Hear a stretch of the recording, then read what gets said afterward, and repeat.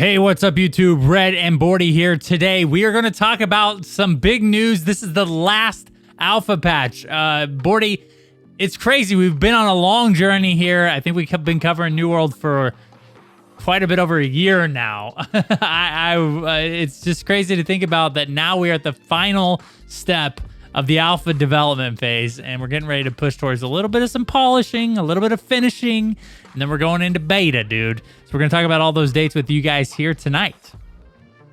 Yeah, it's pretty crazy, man. Last major alpha patch, dude. Last big content push. No more after this. Just balance, rebalance, adjusting. It's exciting, man. It's exciting. What do you think, Red? Do you think this is enough for the game? Everything that we've seen so far, all of the content that's out there, is that enough to release a New World at this point? Here's why I think the answer is yes. It's kind of, I guess, maybe a little bit of an asterisk, but not much.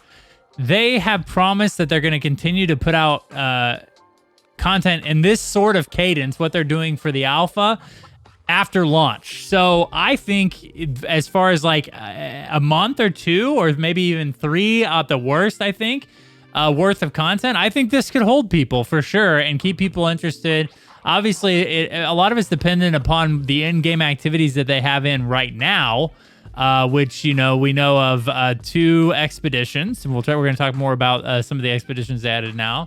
So 2 in-games expedition, sieges, invasions, territory control, and then possibly open world exploration of the Shattered Mountain, Ebon Scale, and Reekwater. So that, you know, you start to list those things out, man. And I mean, it seems like a decent amount of content for people to do it in game for a month or 2.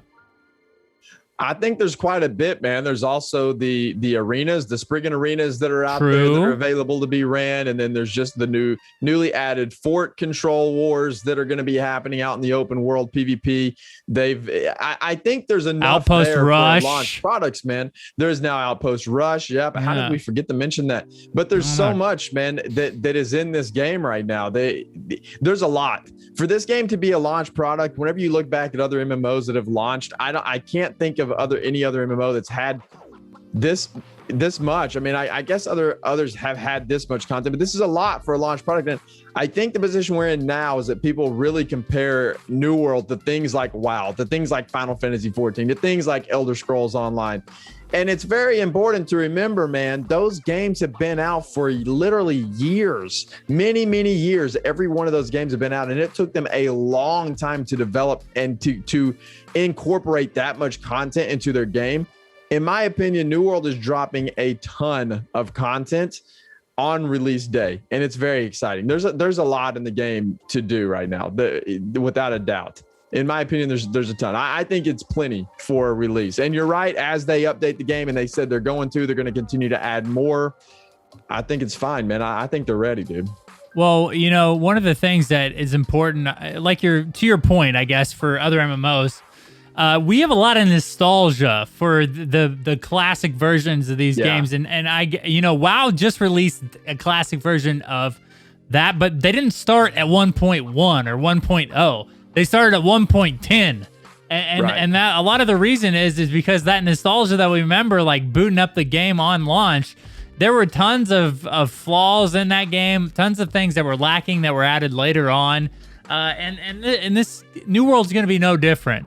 They're going to continue to reiterate on the game.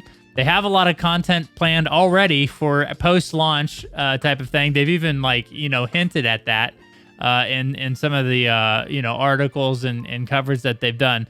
So there's no reason to think that a month or 2 we're not going to get more in-game content once that launches, including tweaking to current content as well.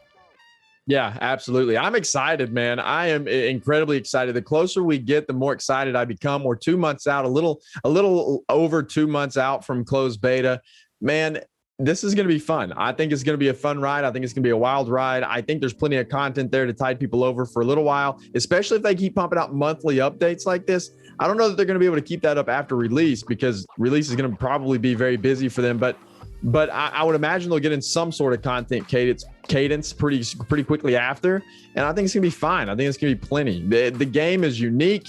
It's got a lot to offer at the moment. There is a lot of content when you start digging down into it. It's ready, man. It's ready, and I'm here for it, dude. I cannot wait. Well, one thing's for sure, we're ready. And That's here's right, the thing, Bordy. Let's go through these dates real quick. So Alpha ends, and this is exciting, I think, too. Another step forward. Alpha ends in July 6th.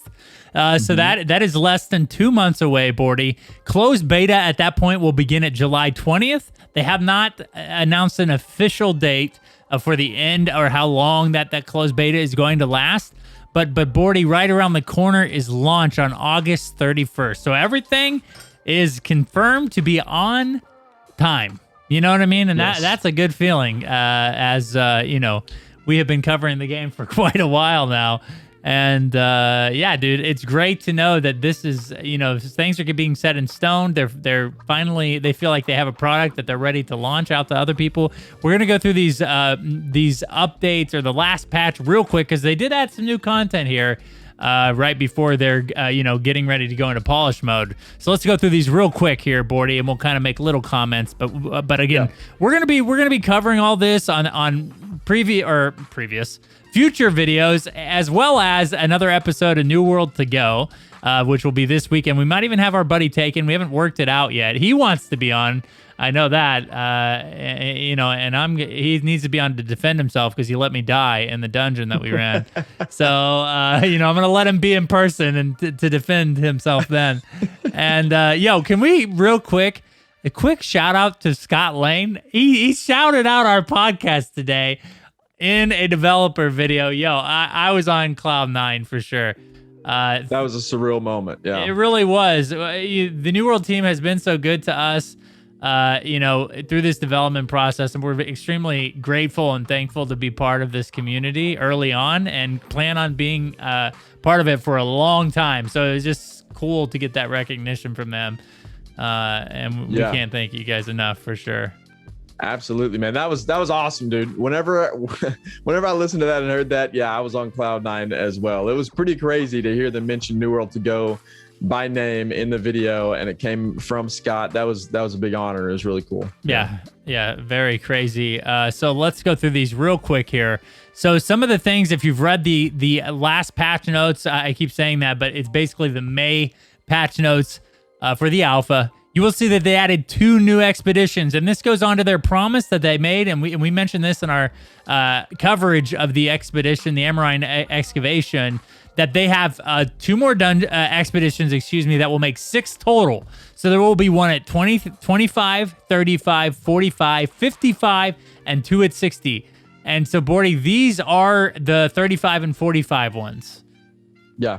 Yeah, which we were wondering if they were going to add something like this anyway, because we already seen that there was an early game expedition that you and Taken were able to go run for that creator event, Amarine, and then the two late game expeditions that are out there. And so it's nice to see that there's some for mid game as well, because I know that was a concern for people, but that's total of 6 dungeons on release. That's quite a bit, man. That's quite a bit. Now, I know that there is some concern about there only being 2 in-game expeditions, but I think it'll be fine. I really do. And here's the thing, realistically, and not, you know, we've all been part of an MMO community that 99% of them recycle their dungeon content at the end game. So there's no reason why they couldn't or shouldn't go ahead and make, you know, like in-game versions of these. Just scale up everything to 60. And then have some sort of playlist or whatever. Not even a playlist. You can just basically, you know, once you hit max level, you can maybe select a level 60 version of the dungeon. I think that is very possible for content in the future as well. Yeah. So they added more fast travel points, Bordy. Now, me and you, we always kind of, when we were running around the preview event, we saw a bunch of these flagged, like, you know, they look like outposts basically all throughout the world. And interestingly enough, in the Amarine expedition, there were 2 respawn points in the dungeon that looked identical to those points in the open world. So it seems like potentially those are the things that now you're going to be able to respawn at. So that's in my opinion great news, because running back after dying multiple times in a row gets very discouraging very quickly. Yeah, absolutely. And some of those are pretty strategically placed. I know during the preview, I was running around in Shattered Mountain up there in the high level zone, and there's an area there where you get pretty far up in there. And there is one of those one of those so-called respawn points, which we're speculating here. We don't know if those are the actual respawn points. I think it's a pretty good guess to say they are, but there's one there, and that would be an awesome place to have one, because after you make your way all the way through there, instead of putting down a camp there, you can just set your respawn point to there and then continue on. So I think there's some of those strategically placed around the world, and that'll be cool if that's what that is. I think that's fine. That one kind of caught me off guard, though. I didn't expect them to add more fast travel points, so it's pretty good change, I think. Well, and it makes you want to question the future of camps. We'll talk more about that in a different video. Yeah. For sure. So they capped the fort fight. So this is a new feature. They're already making adjustments. They capped the fort fights to 25 per faction. They stated server performance is important. And you got to agree there. Zerging is not fun anyway. So if it's a 25v25v25, I think that experience could be pretty fun. And it kind of reduces the potential for Zerging. But one of the things I would question or want to know is how are they going to decide which 25 people get to show up at the fort? Maybe it's first 25 in or whatever. Yeah. So I would think it's going to be, yeah. Oh, sorry. I didn't mean to cut you off. No, I would think it's going to be first come, first serve for sure. That's what would make sense to me. And then once there's the 25 of your faction in there, it's just going to block you out and give you a message that says it's capped and you can't go in. And maybe you have to sit outside and kind of wait, or maybe it'll put you in a queue if you want to. Maybe you can accept a queue or something like that. Yeah. That's how I think that would work. And I personally think this is good. I know it's a little bit weird because it's capped at 25 and it's supposed to be open world PvP. So it almost makes it instanced. But it's not really instance. It's just capped.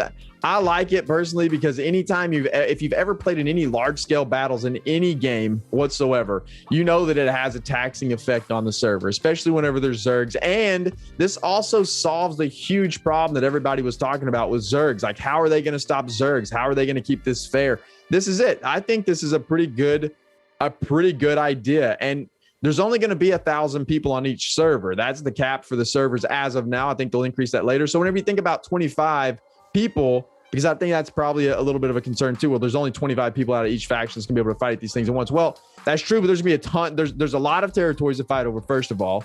And you're talking about 75 people in each area, and there's only 1,000 people on the server. There's going to be plenty to go around. You're not going to be lacking to go get into a fort fight if you want to. Yeah, and I can imagine they'll adjust those numbers. That not the 25, but potentially the 1,000 player cap on the server. Yeah, I think they've said they have plans to do that. Calculations. That's a lot of servers. If you're thinking about the game potentially having 100,000 plus people playing, and there's no question that there's going to be more than that on launch for sure. I mean, they might even hit the million number. That's like 10,000 servers. Like, I'm sure they'll eventually consolidate those if that is the case. But yeah, you would think they're going to shoot for a higher number than 1,000 potentially on each server. Yeah, I think they'll make them bigger as the world gets larger. They'll also make the cap bigger. Would be my guess. Yeah. True. So real quick, the rest of these, they reworked housing to be based on tiers. So now there's 4 different tiers of housing based on what your reputation is in the territory. It also allows for players to buy a house sooner, which I think is good. You don't have to grind I think it was 15, right, for the reputation level in a territory to buy a house there. So there are some entry level houses. I think that's a really good change. They reworked faction missions. That continues to be an ongoing rework. They've made several changes over this past year to these missions. It is a big part of the game, so hopefully they can continue to tweak those and get them right to make them feel like they're effective and influential. They added XP and leveling adjustments. Also, something they're continuing to tweak, making sure leveling feels good and doesn't take too long, but also doesn't just take like a day or two, because then, that month or two of no content updates could be problematic if everybody can level within like 8 hours of gameplay, which I don't think is going to be the case. I think that they'll find a nice balance there before launch. And they also did a big gold rebalance passport. So that they want players to get rich off of some certain things, including expedition runs. And I'm here for it, dude. I'm all about being rich. I'm trying to own 4 or 5 houses in New World, whatever the new cap is, for sure. It's 500K. I think they capped player gold at 500K, but we can dig into that in later videos. But there's a ton here, man. They did a lot. This is the last major alpha patch right here in terms of content. They're going to do balance and passes for the next couple. And we kind of predicted that this was going to happen as well. And it's perfect timing in May because you want to use the rest of May and then June and then July to kind of balance and polish up. And I think that's the right call. Get your servers ready for launch. Because think if they have a really smooth launch, there's not an MMO in history that I can think of that's ever had a really smooth launch. And I think they have an opportunity to do that. I think that they can make that happen and have a successful launch, and that would be awesome. If the servers work good on launch, that'll be a successful launch for sure. That's a step in the right direction, no doubt about that. Absolutely. So there's a lot more in this patch for sure, and we'll go over that in the future. But yeah, man, I'm excited, dude. We're getting close. Yes, sir. Yes, sir. Thanks for tuning in. We really appreciate it. Hit that sub button, the notification bell for more New World content like this. We put up videos every day at 8 a.m. Central Standard Time. So you should definitely hit the sub button if you're into New World. Also, go check out New World Fans. It's our website. We have tons of content up there now. We have a walkthrough guide of the new dungeon, so you can get ready for that. We have all of the weapon skills and passives up there now.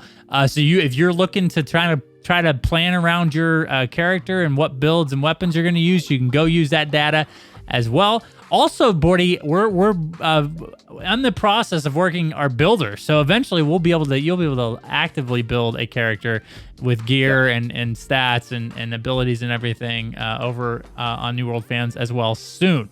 So stay tuned there because we have all the information now.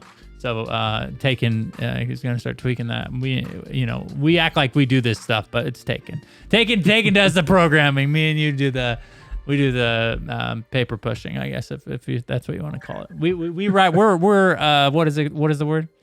Journalists. Yeah. There you go. Yeah. Okay. We're journalists. I didn't know where you were going with that. Content creators, basically. Okay. Influencers, and I hate that word, but it's okay. Let's just close the video. Thanks again for watching, guys. We really appreciate it, and we'll see you in the next video.